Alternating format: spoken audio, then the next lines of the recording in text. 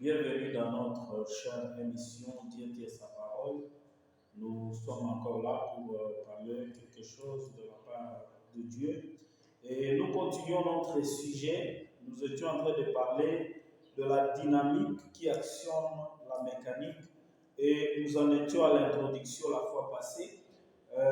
Comme la technique a toujours du caprice, alors nous avons eu une petite coupure. Mais nous étions quand même à la fin de notre émission et que le Seigneur vous bénisse. Alors ce soir, nous allons continuer avec la dynamique qui actionne la mécanique. Et nous allons prendre notre lecture encore une fois dans Jean chapitre 4, le verset 20. Jean chapitre 4, le verset 20 à 24. Nous lisons ceci. Jean chapitre 4, le verset 20 à 24. Nos pères ont adoré sur cette montagne, et vous vous dites que le lieu où il faut adorer est à Jérusalem. Femme, lui dit Jésus, crois-moi, l'heure vient, et ce ne sera ni sur cette montagne, ni à Jérusalem que vous adorerez le Père. Vous adorez ce que vous ne connaissez pas, nous adorons ce que nous connaissons, car le salut vient des Juifs. Mais l'heure vient, et elle est déjà venue, où les vrais adorateurs adoreront le Père en esprit et en vérité, car ce sont là les adorateurs que le Père demande. Dieu est esprit, et il faut que ceux qui l'adorent en esprit et en vérité. Seigneur notre Dieu, nous voulons que tu puisses descendre et donner le contexte à cette parole. Nous avons lu comme des gens qui ont été à l'école. Nous pouvons lire, Seigneur, mais si l'onction du Saint-Esprit, la dynamique de Dieu ne peut pas descendre ici, Seigneur, dans cette émission, pour oindre la parole que nous allons prononcer, afin qu'elle puisse bénir quelqu'un quelque part, résoudre le problème de quelqu'un quelque part. Nous voulons, Seigneur Jésus-Christ, que tu le fasses pour la gloire de ton nom. Nous invitons le cher Saint-Esprit à venir prendre, Seigneur, le contrôle de toutes les missions. Nous te remercions parce que tu vas les faire, parce que tu as dit tout ce que vous demanderez à mon nom, je vous le donne. C'est pourquoi nous demandons ceci au nom du Seigneur Jésus-Christ. Amen. Que le Seigneur vous bénisse. La fois passée, nous étions en train d'introduire notre sujet et aujourd'hui, nous allons entrer directement dans le sujet. Mais toutefois, nous avions vu comment la femme samaritaine, elle s'était déjà construite une religion. Son église avait déjà appris comment il fallait se comporter. Mais Jésus a dit, ce n'est pas ici. Il avait déjà conçu en lui-même que la vraie adoration devait toujours se passer chez eux à Samarie, dans leur église du puits de Jacob et tabernacle. Et pourtant, Jésus lui a dit, mais l'heure vient où ce ne sera ni à Jérusalem, ni à Samarie, ni dans notre puits de Jacob et tabernacle, ni dans n'importe quel tabernacle, mais ça sera en esprit et en vérité. C'est là qu'il y aura la vraie adoration. C'est ce que nous avons vu. Nous avons vu combien de fois la femme samaritaine, elle pouvait vivre avec Sainte Marie tout en prétendant qu'elle adore Dieu. Son adoration ne lui a pas appris comment il ne faut pas vivre avec Sainte Marie. Elle a continué à vivre l'impudicité, la prostitution, mais pourtant, elle prétendait qu'elle était une chrétienne, elle croyait au message, elle croyait à Moïse et à la parole. C'est ce que nous avons vu dans notre introduction.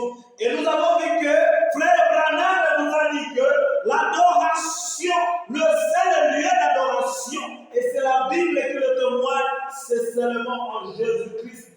Il est la parole, il est l'esprit. C'est l'accord avec le reste des Écritures. Amen.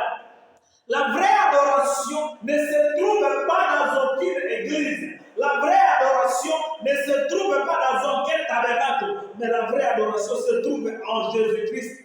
La parole. La vraie adoration se trouve en esprit et en vérité. C'est pourquoi nous allons reprendre la citation que nous avions lue la fois passée. Frère Branham était en train de dire, c'est dans le seul lieu, le lieu d'adoration que Dieu a choisi. 1965. Le lieu d'adoration que Dieu a choisi, 1965. Le lieu d'adoration que Dieu a choisi, 1965, paragraphe 71.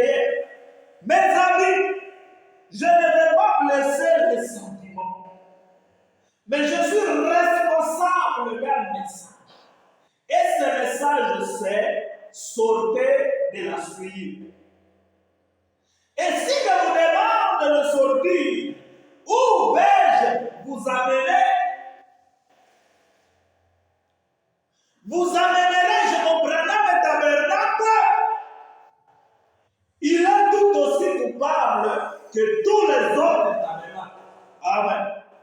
Frère Branham est en train de dire, est-ce que si je vous demande de sortir de la suie, si je vous demande de sortir de toutes les dénominations, de sortir de vos tabernacles que vous vous êtes construits vous-même, de sortir de vos positions, de vos dogmes, de vos rudiments, de vos credos, si je vous demande de sortir de tout cela, est-ce que je vous demande de venir au Branham Tabernacle, de venir croire, d'être des branhamistes? Il est tout aussi coupable que les autres. Amen. Mais il y a un lieu où je peux vous amener, où vous êtes en sécurité et protégé de la mort. Amen. Ce lieu-là, c'est en Jésus-Christ. Amen. Le lieu d'adoration même de Dieu. Dieu aussi, son lieu d'adoration, c'est en Jésus-Christ. Amen. Voilà le lieu que je vous présente ce soir. C'est pour cette raison que moi aussi ce soir, je vous présente le lieu d'adoration par votre église. Vous pouvez être membre d'une église, mais Jésus ne vous reconnaît pas comme son adorateur. Le Père ne vous reconnaît pas comme adorateur. Vous pouvez venir dans l'église chaque jour. Vous pouvez chanter dans la chorale. Vous pouvez prêcher l'évangile. Nous avons vu un frère qui il partait jouer la musique dans le bar et quand il quittait là-bas pour quitter, donc quand il quittait là-bas jouer la musique dans les bars, les karaokés, les fêtes, je ne sais pas pour ceci ou cela, et il revenait à la radio pour prêcher l'évangile. Et frère Branham nous surprend, nous dit, Dieu peut confirmer même sa parole au travers de cette personne. Parce que Dieu honore sa parole, peu importe si elle a été prêchée par même une prostituée. Alors frère Branham continue à nous dire,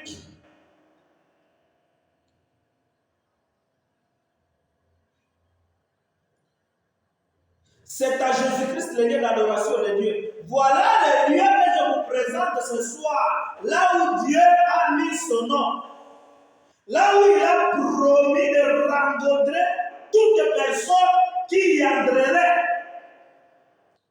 d'adorer et de festoyer avec cette personne-là, de festoyer avec elle. C'est en Christ, pas dans une église, pas dans un tabernacle, mais à Christ. C'est lui le tabernacle de Dieu.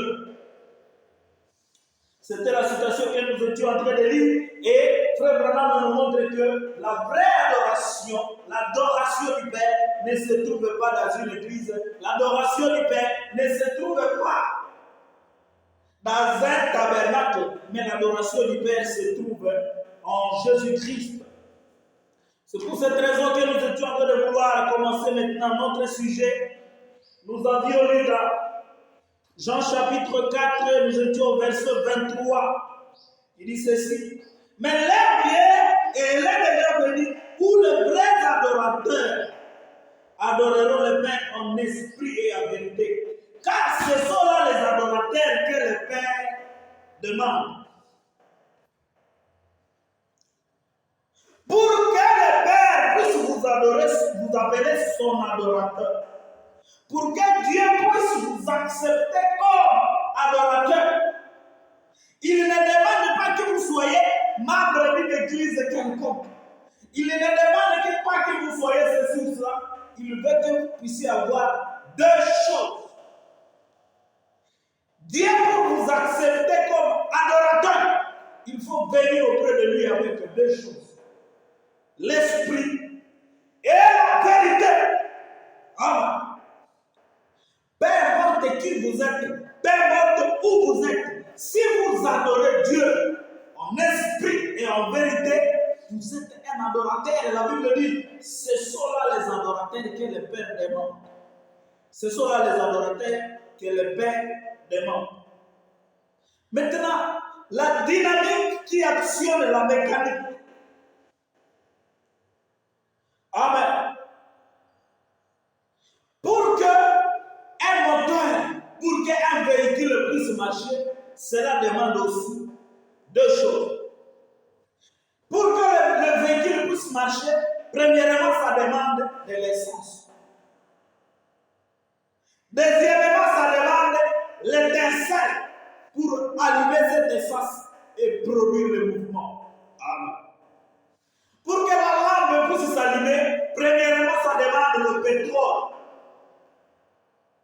Et pour que ce pétrole puisse maintenant produire la lumière, il faut le feu.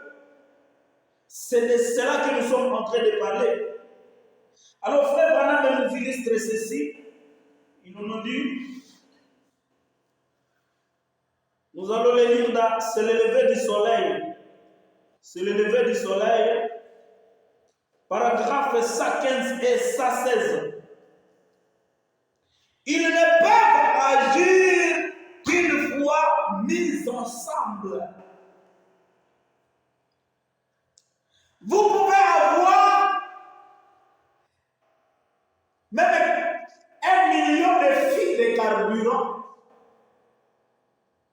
Vous pouvez remplir tout votre réservoir de véhicules ou de votre moto de carburant. S'il n'y a pas de feu sur la bougie qui peut allumer le carburant pour produire la combustion, votre véhicule ne peut pas marcher. Ah. Vous pouvez avoir tout un four de feu. Vous pouvez avoir toutes les batteries du monde. Parce que le véhicule est constitué comment? Il y a quelque chose qu'on appelle la chambre de combustion. Et là, il y a un piston qui monte et qui descend. Et lorsque le piston monte et descend, ça produit le mouvement, alors le moteur s'allume. Alors, qu'est-ce qui fait descendre le piston là-bas? Il y a une chambre qu'on appelle la chambre de combustion. Alors, dans cette chambre, il y a la bougie et le carburateur amène dans cette chambre de l'essence. Lorsque le carburateur amène l'essence là-bas, la bougie aussi produit l'étincelle, brûle l'essence. Alors là, il y a une combustion et cela produit maintenant le mouvement. Alors, frère Branham nous montre que vous ne pouvez pas faire agir votre moteur si vous n'avez pas mis ensemble les deux composants. S'il n'y a pas l'étincelle, même si vous avez combien de litres de carburant, même si vous avez tout un lac de carburant, toute une rivière, s'il n'y a pas l'étincelle, cela ne marchera pas. Vous pouvez avoir tout un four d'étincelle, tout un four de feu. Et si vous n'avez pas de carburant, cela ne marchera pas aussi. Amen. C'est pourquoi Frère Branham est en train de nous dire ici, ils ne peuvent agir qu'une fois mis ensemble. Amen.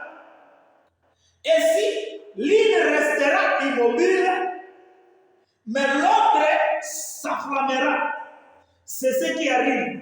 Pourtant, tous les deux peuvent se ressembler. Là, il est en train de parler des églises. Elles prétendent toutes les deux être des églises. Elles prétendent toutes les deux être des épouses. Mais l'une a à la fois la mécanique et la dynamique. Et cela accomplira ce qu'il a dit être la vérité. Paragraphe 116. Vous pouvez vous réclamer, vous dites nous sommes la bonne église de Dieu. Mais il y a deux églises. Les uns ont la mécanique et la dynamique. Les autres se prétendent seulement d'avoir seulement la dynamique. des sensations, des ceci ou cela, nous allons le voir. Si bonne que soit sa mécanique, elle n'avancera simplement pas tant qu'on n'y aura pas introduit la dynamique. Amen. Lorsque la dynamique, nous sommes au paragraphe 116, lorsque la dynamique vient, alors ces feux entrent en contact avec l'octane qui est dans l'essence. Dans l'essence, il y a un composant qu'on appelle l'octane. Et c'est ce composant-là qui c'est ce composant-là qui entre en contact avec le feu et la combustion se crée. Lorsque la dynamique vient, alors ce feu entre en contact avec l'octane qui est dans l'essence. Et lorsque cela explose, ça produit une combustion et cette combustion crée le mouvement. Chaque mouvement, car il est le même hier, aujourd'hui et éternellement. C'est cela la résurrection, c'est cela la véritable puissance de Dieu. La dynamique jointe à la mécanique. Remarquez, c'est l'esprit qui vivifie. C'est l'étincelle qui produit le feu. Ce n'est pas l'essence qui produit le feu. C'est l'étincelle qui met le feu à l'essence. Vous voyez?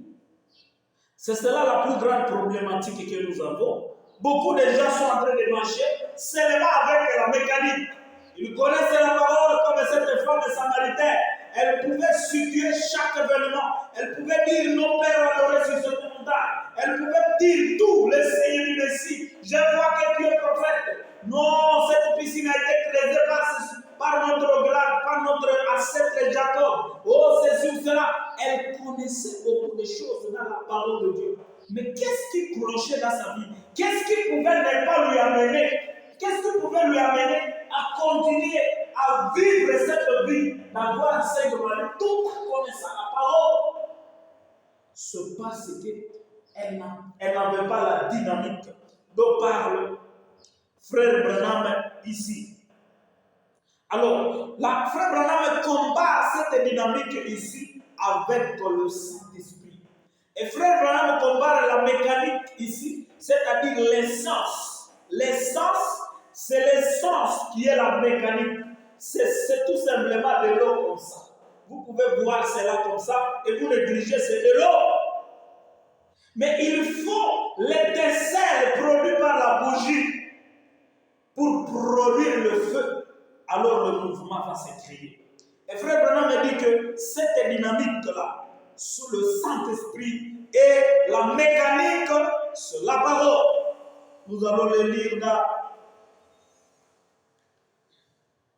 le lieu d'adoration. Nous allons lire ça dans les lieux d'adoration. Le lieu d'adoration auquel Dieu a pourvu. Le lieu d'adoration auquel Dieu a pourvu. Nous sommes au paragraphe 187. Jésus a dit dans Jean chapitre 14, le verset 12, celui qui croit en moi est en moi. Pas étonnant que les gens miracles, les gens disent les temps des miracles sont passés. Pas étonnant qu'ils disent ces choses. Celui qui croit en moi, pas qui croit en moi, mais qui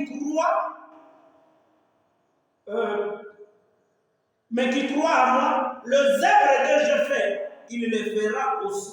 Pourquoi? C'est sa vie, c'est sa dynamique dans sa mécanique, laquelle est en vous, qui la déclenche, qui la met en marche pour accomplir les œuvres promis. Autrement dit, ma vie à lui, il m'a vivifié par son esprit pour faire agir sa parole, qui est la dynamique, qui est la mécanique, pour faire agir sa parole, qui est la mécanique au moyen de sa dynamique. Hébreux 13, oui. Jésus-Christ est le même hier, aujourd'hui et éternellement. Frère Branham nous montre que la mécanique ici, c'est la parole de Dieu. C'est pourquoi vous pouvez connaître toute la parole de Dieu. Paul lui-même dit, je peux faire tout ce que je veux, je peux même donner mon corps à être brûlé.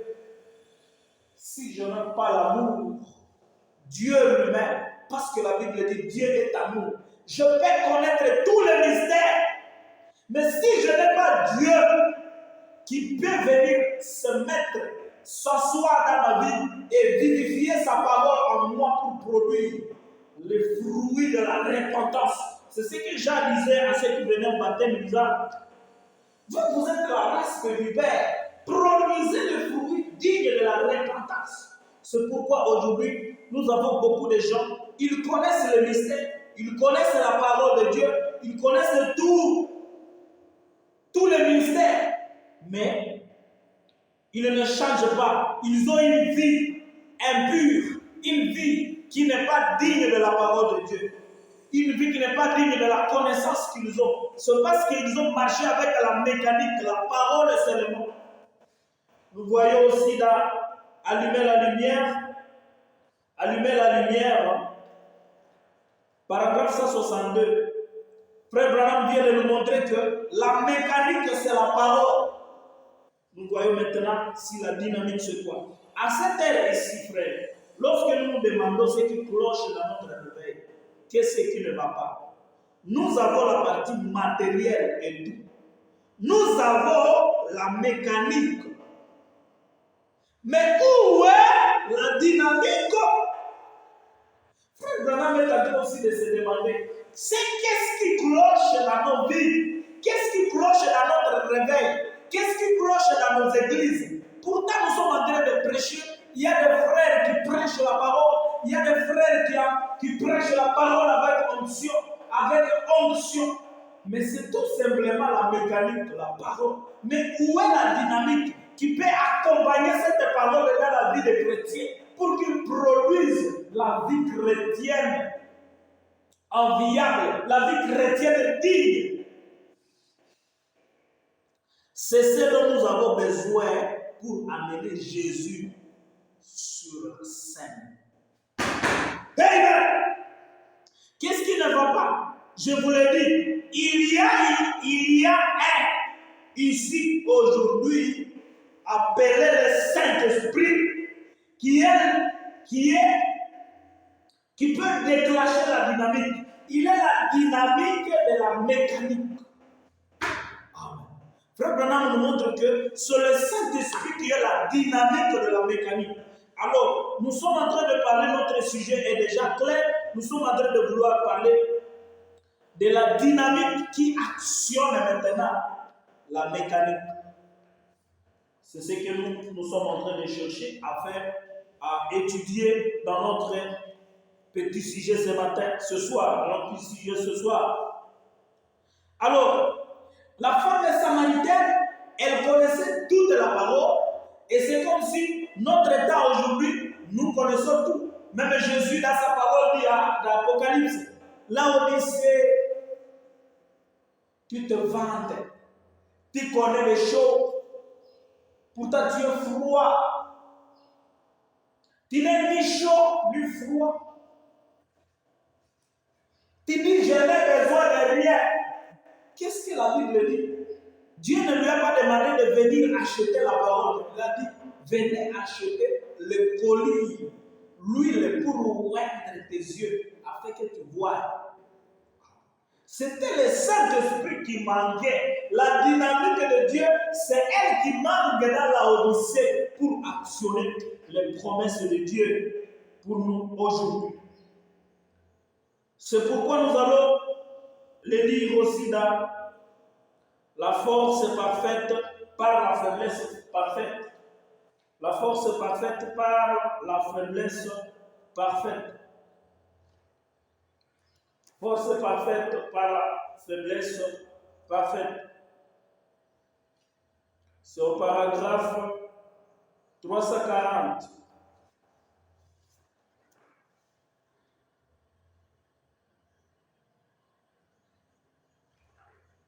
« 343.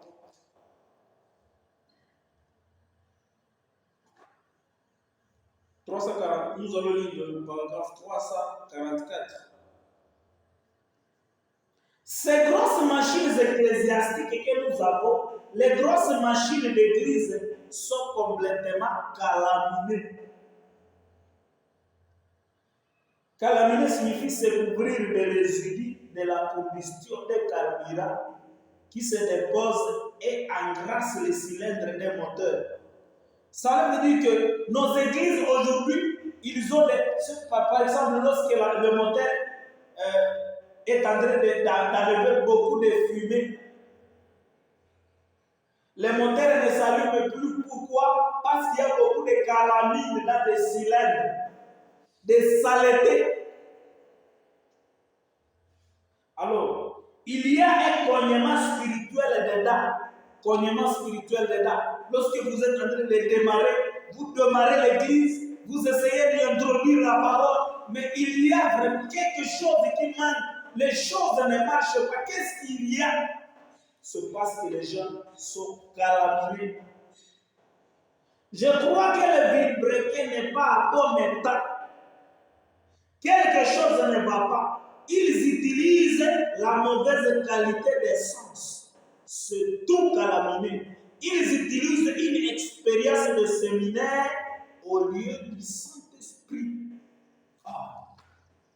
C'est ça ce que nous avons aujourd'hui avec les églises. Au lieu de prendre le Saint-Esprit comme modèle, au lieu de prendre le Saint-Esprit pour nous enseigner, au lieu de prendre le Saint-Esprit pour venir nous enseigner sa parole et produire le mouvement que cela a produit à la Pentecôte. Parce que le jour de la Pentecôte, ils étaient tous ensemble.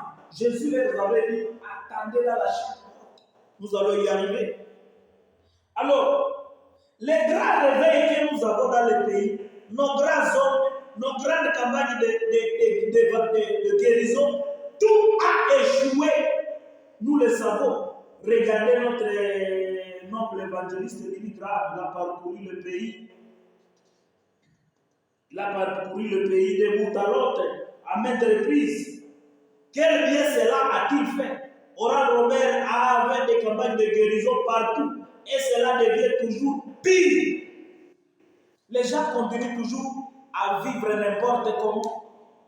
En effet, tous sont des baptistes, des presbytériens, des assemblées de Dieu et toutes ces autres différentes organisations qui le rassemblent. Qu'est-ce?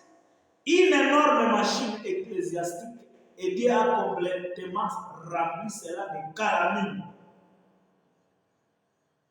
Maintenant, elle ne fait que faire tuf, tuf.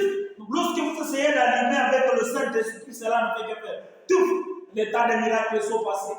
Les autres sont allés jusqu'à même chasser les dons de l'Esprit dans l'église.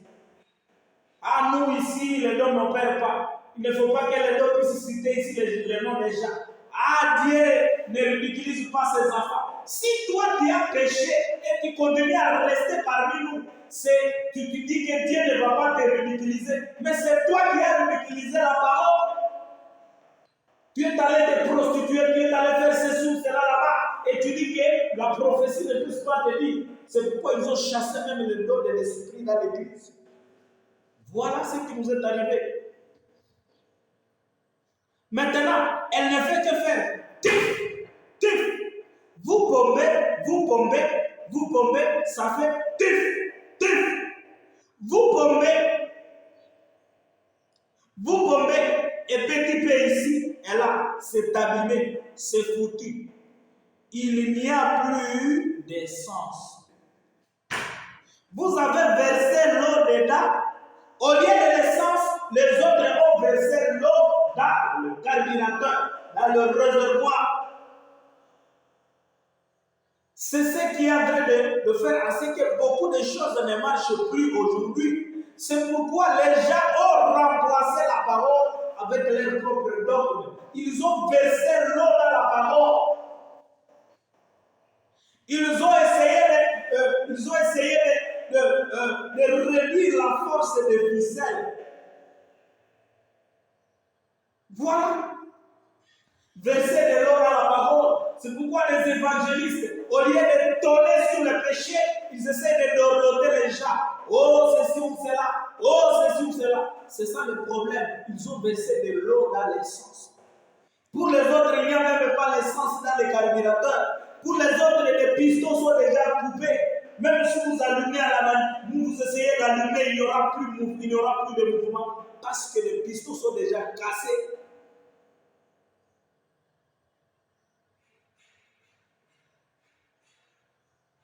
Tout est foutu, oui. Les pneus sont dégonflés des deux côtés. Nous sommes dans une situation terrible. La machine ecclésiastique s'est arrêtée.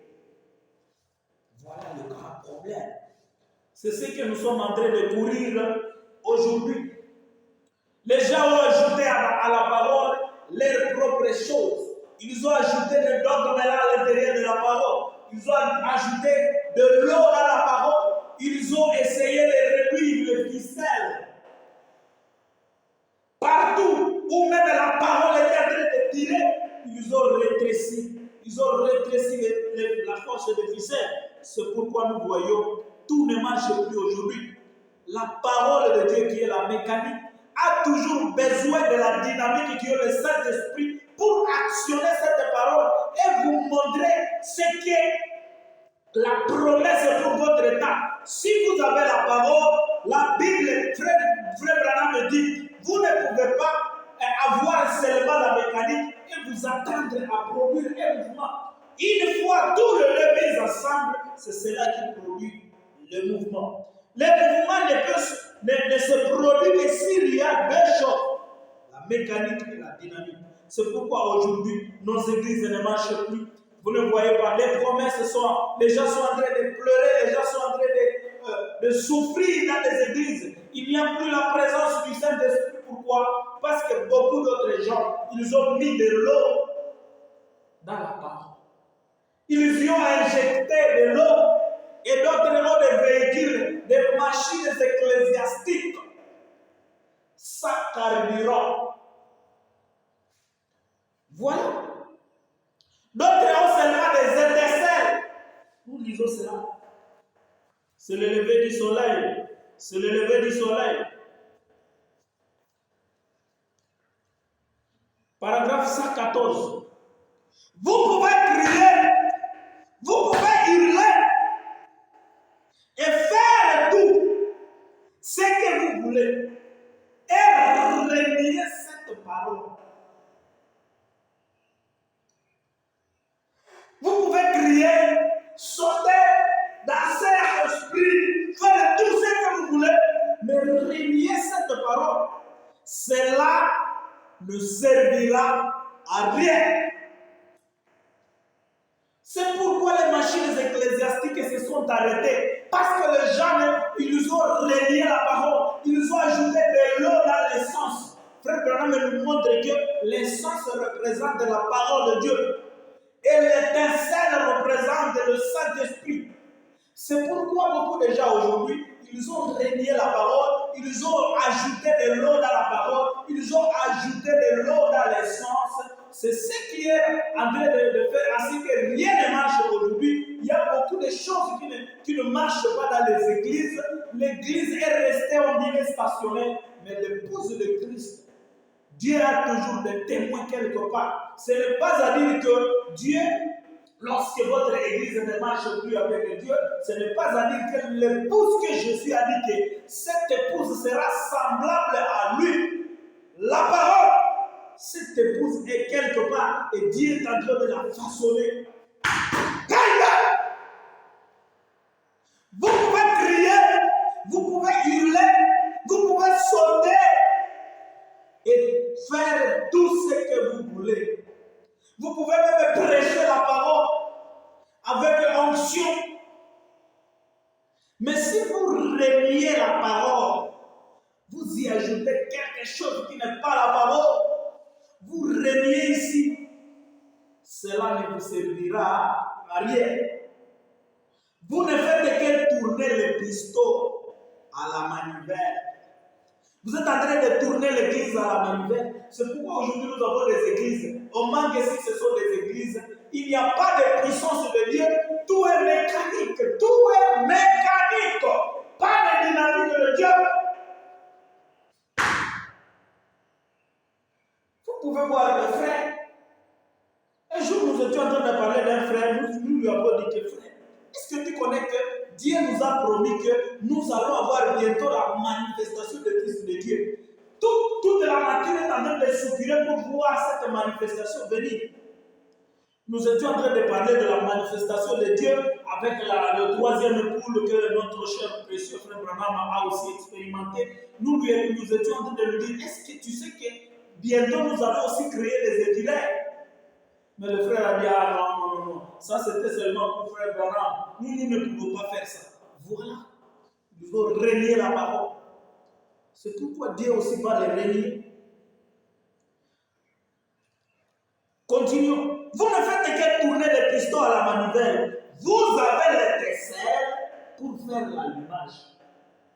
Mais vous n'avez pas l'essence avec laquelle faire l'allumage. C'est pourquoi vous voyez dans les églises, les gens sont en train de se trémousser, je ne sais pas quoi, l'onction qui est là, mais ils ont renié la parole. Quelque part, la parole est reniée. La dynamique, la vraie dynamique, le Saint-Esprit véritable ne peut pas confirmer cela. Parce que si vous reniez la parole, si vous reniez la parole de Dieu, le Saint-Esprit n'est pas dans vos affaires. Non. C'est pourquoi frère Branham nous dit, ils ne peuvent marcher qu'une fois mis ensemble.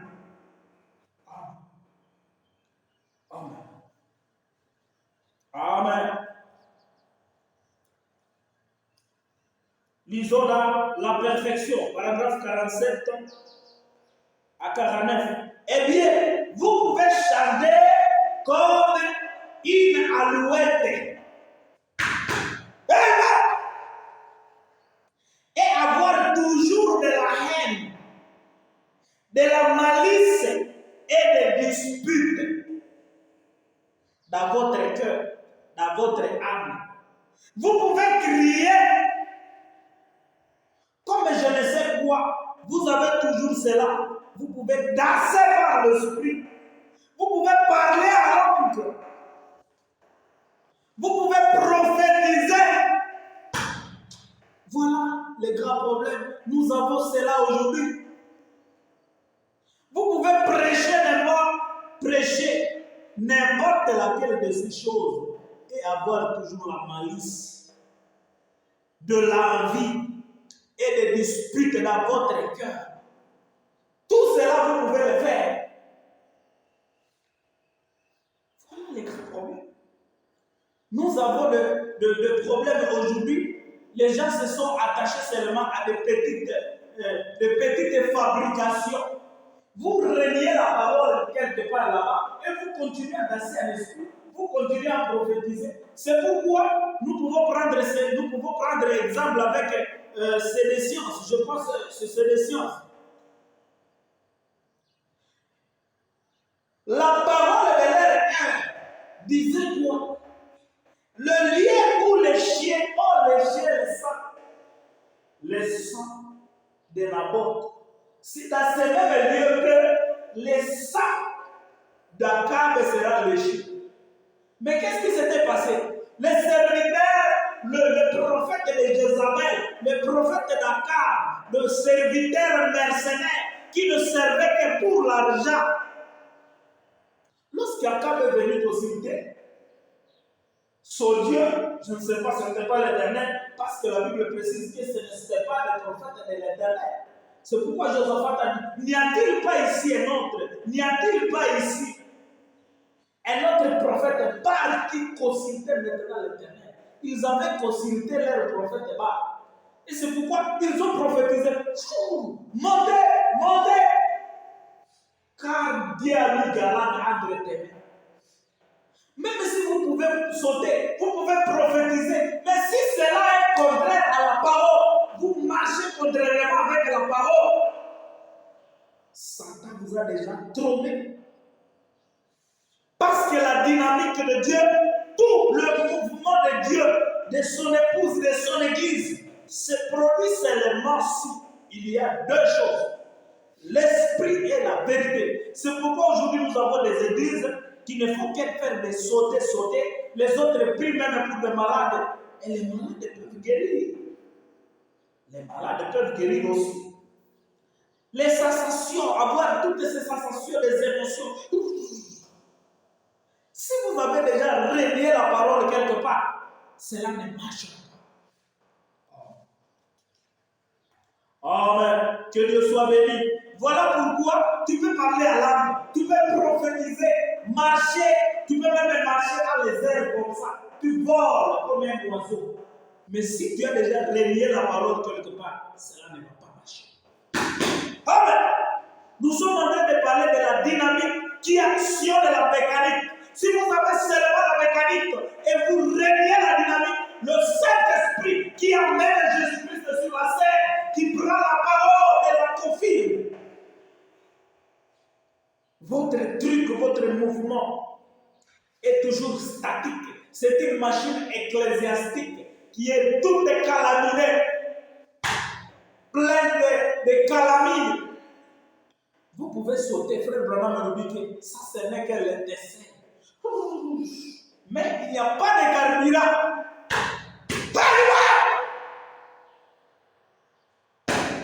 Que le Seigneur soit béni.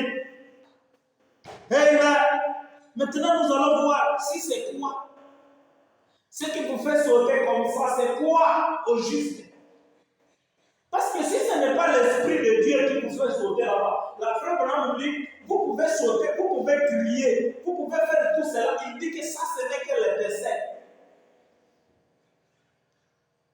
Mais il n'y a pas de mouvement tant que vous n'aurez pas mis tout ensemble, la parole et le Saint-Esprit mis ensemble, c'est ce qui produit le mouvement, comme à la Pentecôte. C'est ça que nous devons y arriver. Et je pense que nous allons y arriver bientôt. Nous prenons là le sceau de l'Antichrist, paragraphe 24, prêché en 1955. Le sceau de l'Antichrist, le sceau de l'Antichrist, paragraphe 24. Qu'est-ce que Frère Branham dit ici? Et une fois que l'homme franchit cette limite et qu'il est né de nouveau, de l'Esprit de Dieu, il devient fils de Dieu. Et alors, il croira ce que Dieu dit est la vérité. Amen. Et il dira, toute la parole est inspirée. Voyez, cet esprit religieux qui est frontalier et qui croit à la moitié. C'est ça le grand problème. L'esprit frontalier, l'esprit religieux, c'est ce qui vous fait croire la parole à moitié. Oh.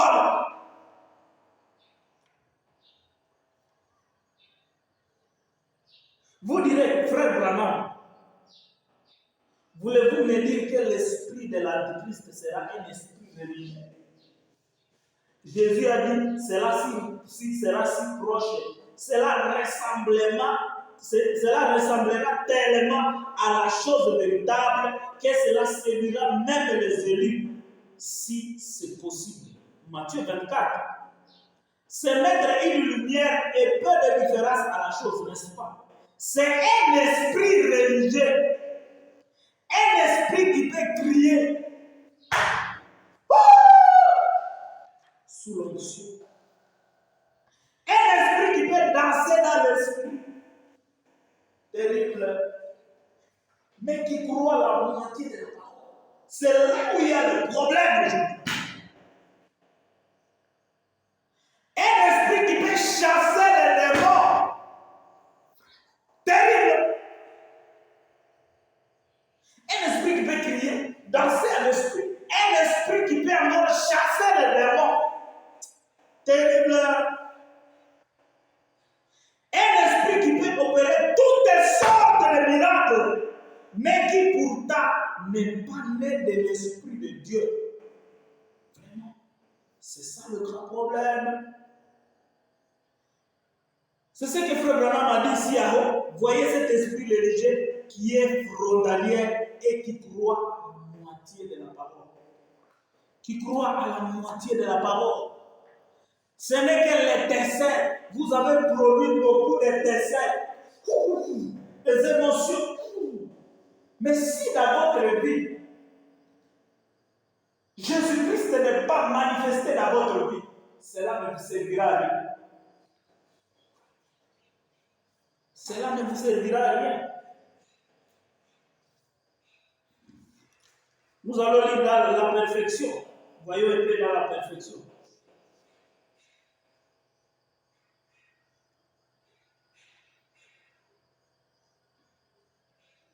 Frère, paragraphe 49. Frère, cela importe peu qu'on porte toujours de très longues robes. Vous pouvez aussi porter de très longues robes. Peut-être que vous ne portez plus de chemises et manches courtes, vous les hommes. Vous pouvez dire aussi, même chemise de couche, eza diète. Vous pouvez tout faire là.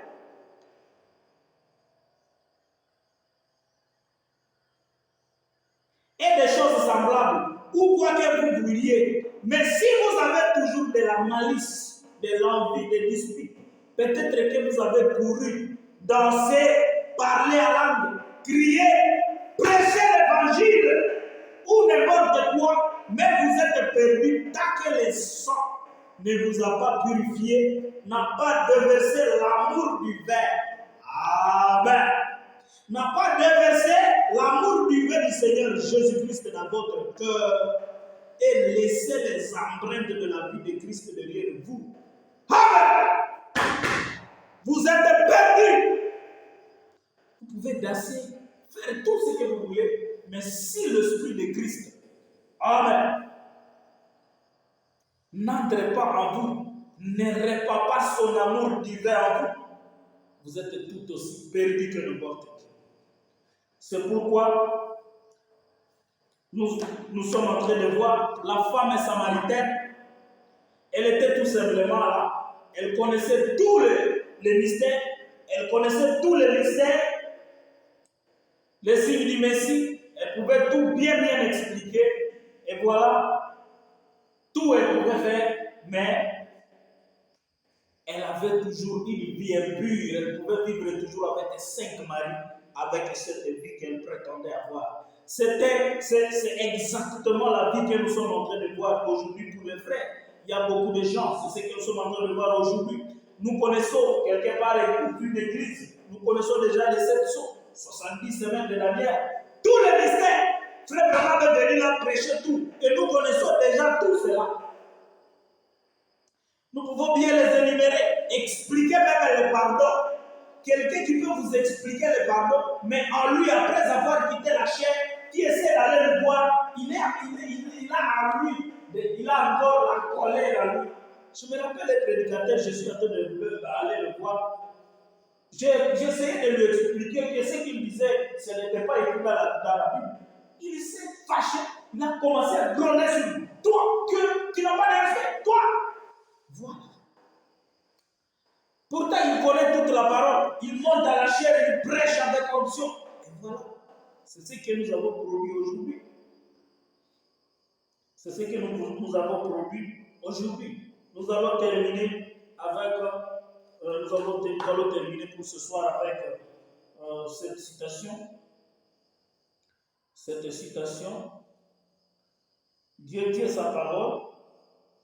Dieu tient sa parole. Paragraphe 143.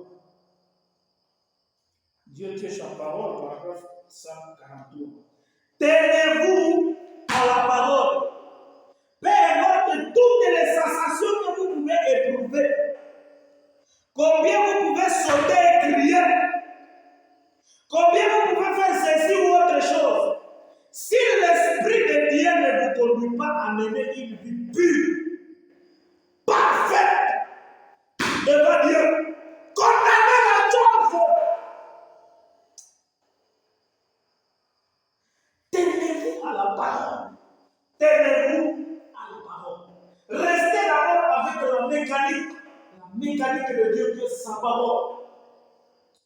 Et si l'Esprit de Dieu ne vient pas vous communiquer la vie pure de la parole,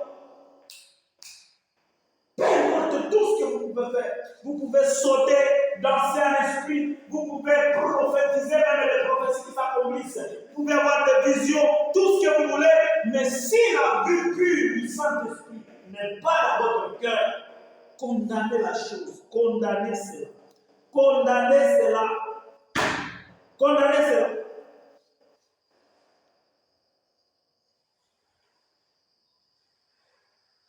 Tenez-vous. Si Dieu avait voulu que vous lui donniez, de l'huile, il aurait fait de vous un olivier ou un puits de pétrole de Texas. Je vais vous dire quelque chose avec Dieu. Tout a sa raison d'être. Tenez-vous-en à la parole. Ce que la Bible dit, tenez-vous-y.